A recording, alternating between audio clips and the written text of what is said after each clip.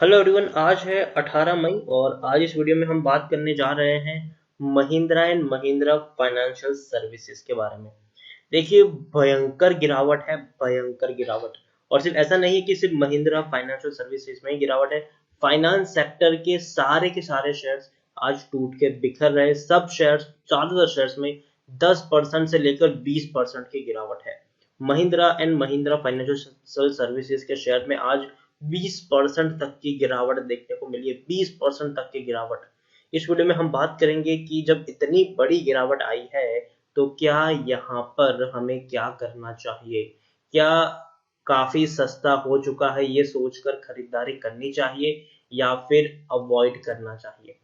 तो देखिए, वीडियो को शुरू करो उससे पहले अगर आपने अभी तक चैनल को सब्सक्राइब नहीं किया तो प्लीज अभी इसे सब्सक्राइब कर लीजिए, क्योंकि आगे भी बहुत सारे वीडियोस हैं जो आपको काफी ज्यादा हेल्प करेंगे।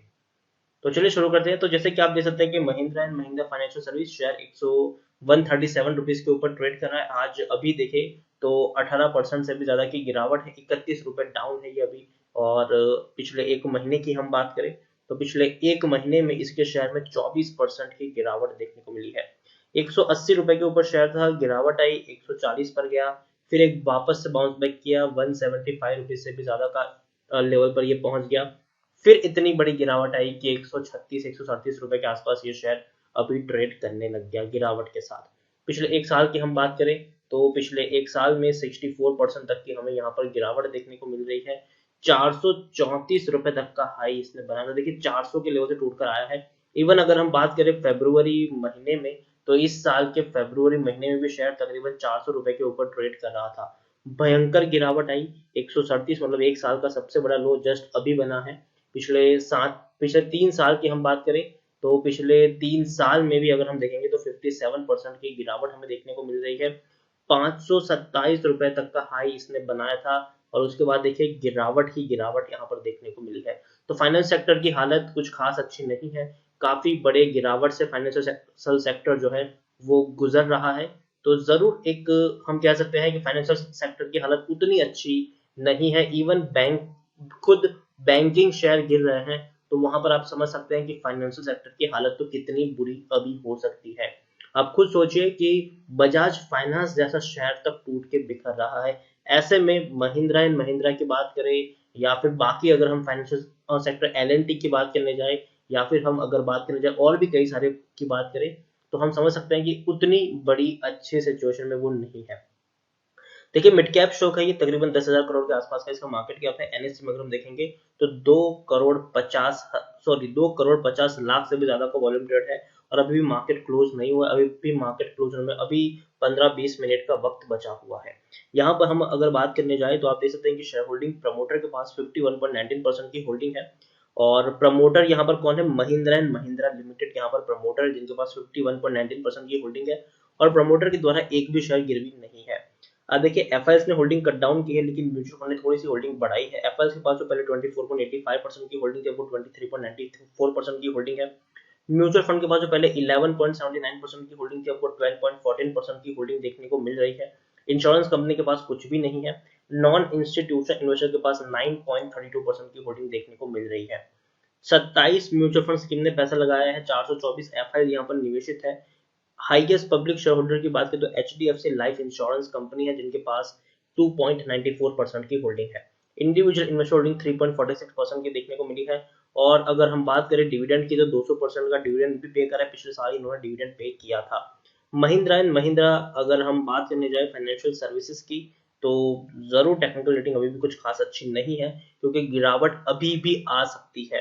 काफी कम पी के ऊपर आ चुका है, 9.54 का पी, जबकि इंडस्ट्री भी 23.76 है। बुक वैल्यू 191 है जबकि प्राइस टू बुक वैल्यू 0.73 देखने को मिली है। ईपीएस 14 के आसपास है और डिलीवरीज 10 के आसपास देखने को मिल रही है।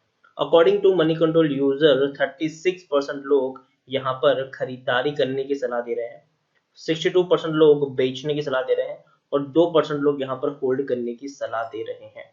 हाल फिलहाल में जो इनके नतीजे भी आए थे वो कुछ उतने अच्छे नहीं थे।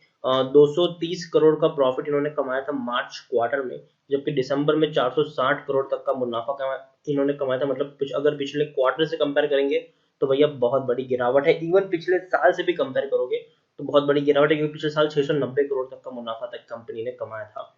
तो जरूर नतीजे जो आए मार्च क्वार्टर के वो उतने अच्छे नहीं है। और जून के तो भैया आप समझ सकते हो कि कितने बुरे नतीजे आ सकते हैं, बहुत बुरे इनके नतीजे आ सकते हैं जून क्वार्टर में, क्योंकि पूरा अप्रैल महीना जो है वो लॉकडाउन में ही चला गया। उसके बाद अगर हम बात करें मई महीने की, तो मई महीने में भी कुछ खास नहीं रहा था। मई महीना भी आधा मई महीना लॉकडाउन में जा चुका है। अब थोड़ा सा कुछ दिन बचे हैं, उसमें भी कुछ खास बिजनेस हो नहीं रहे। लॉकडाउन एक्सटेंड हो चुका है 31 मई तक, तो हालत और ज्यादा खराब है। देखिए गिरावट की एक और वजह जो मुझे लग रही है वो है कि जो ये जो लॉकडाउन एक्सटेंड हुआ है वो है 31 मई तक की जो लॉकडाउन एक्सटेंड किया गया है। और दूसरी कि इंडिया में जिस तेजी से कोरोना के केसेस बढ़ रहे हैं वो भी बहुत ही चिंता का विषय है। इसको हल्के में लेना बिल्कुल भी सही नहीं होगा। हालांकि नतीजे इसके जस्ट अभी आए हैं, 15 तारीख को ही इसके नतीजे आए हैं, और नतीजे उतने अच्छे भी नहीं है यहाँ पर देखने को मिले हैं। ओवरऑल मुझे लगता है कि अभी भी एनबीएफसी कंपनी जो फाइनेंशियल कंपनी है उनके ऊपर काफी ज्यादा दबाव रहेगा।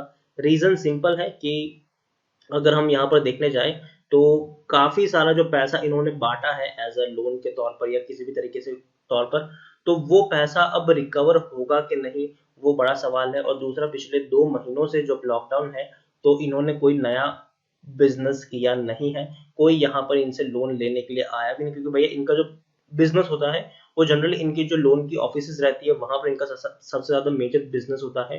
और दूसरी बात की यार फाइनेंशियल सर्विसेज है, तो जनरली कुछ फाइनेंस, चाहे हम ऑटो लोन की बात करें, कार लोन की बात करें, या फिर अगर हम बाइक की लोन की बात करें, या फिर और भी कई सारी लोन होती है, फाइनेंस पर्सनल लोन होती है, तो अभी तो कोई कहीं पे लेने के लिए जा नहीं रहा है और ना ही कुछ बिक रहा है यहाँ पर।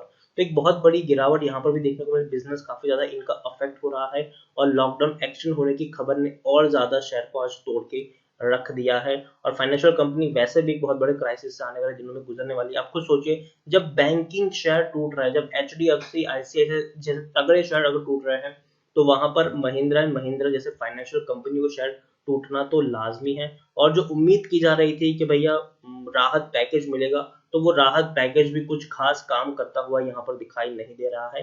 तो मैं यही कहूंगा कि अभी फाइनेंशियल कंपनी पे आप नजर रख सकते हैं, लेकिन खरीदारी करने का ये सही मौका नहीं है। लेकिन हाँ, नजर रखिए, आप नजर रखिए, महिंद्रा एंड महिंद्रा अगेन मैं कह रहा हूँ, कंपनी बढ़िया कंपनी है, कंपनी का बिजनेस भी काफी बढ़िया है, लेकिन आने वाले दिनों में थोड़ा सा अफेक्ट इनका बिजनेस हो सकता है। आप नजर रखिए, लेकिन खरीदारी करने में जल्दबाजी बिल्कुल भी यहाँ पर मत करिएगा। खरीदारी करने में जल्दबाजी बिल्कुल बिल्कुल बिल्कुल भी मत करिएगा। मुझे लगता है कि कंपनी ये जो शेयर है ये अभी भी 125-120 रुपए के लेवल तक जा सकता है, तो अभी इसको अवॉइड करें, क्योंकि आप देखिए अभी जो का जो लेवल है ये इसका अब तक का सबसे लो है। पिछले 3 साल का भी अगर मैं आपको दिखाऊं तो पिछले 3 साल का भी लो जस्ट अभी बना है। 10 साल की भी अगर हम यहाँ पर बात करने जाए तो पिछले 10 साल का जो डेटा यहाँ पर निकल गया उसमें 60% का ग्रोथ जरूर है। लेकिन 137 रुपीज का ये जो प्राइस है ना, ये इससे पहले हम देखे तो भैया 2012 में आया था, 2012 में था, तो तब से लेकर अब तक का सबसे बड़ा लो यहाँ पर बना है। और अभी बॉटम इसका बना नहीं है। मुझे लगता है कि शेयर में अभी भी गिरावट आ सकती है, तो खरीदारी करने में जल्दबाजी मत करें, लेकिन नजर जरूर यहाँ पर रखेगा। बॉटम कहाँ तक बनेगा ये कहना मुश्किल है, तो अभी तो मैं यही कहूंगा कि मुझे 120 रुपए यहाँ पर लग रहा है। बाद में जब इसके वैल्यूएशन देखेंगे तब थोड़ा सा ज्यादा अंदाजा हमें लगेगा कि अगर 120 रुपए तक पहुंचता है तब पता चलेगा कि भैया अब और कितना नीचे जा सकता है, वो बात की बात है। अभी तो मैं यही कहूंगा कि अवॉइड करें, जल्दबाजी बिल्कुल भी ना करें। मैं मानता हूँ कि कंपनी बहुत ही बढ़िया है, बहुत ही बड़ा बैकबोन है इनके पास, महिंद्रा एंड महिंद्रा लिमिटेड का काफी बड़ा इनका बैकबोन है, काफी बड़ी कंपनी भी है। लेकिन अभी भी जो एनबीएफसी है, जो फाइनेंशियल कंपनीज है, उनके ऊपर काफी ज्यादा दबाव रहेगा आने वाले दिनों में, तो अवॉइड करना ही सबसे बढ़िया यहाँ पर रहेगा। तो इसी साथ वीडियो को एंड करूंगा। अगर आपको वीडियो पसंद आया हो तो प्लीज इसे लाइक करें, शेयर करें, चैनल पहली बार तो प्लीज सब्सक्राइब करें। और Mahindra and Mahindra financial services के बारे में आपका क्या कहना है वो भी आप मुझे कमेंट में लिखकर बता सकते हैं। Thank you.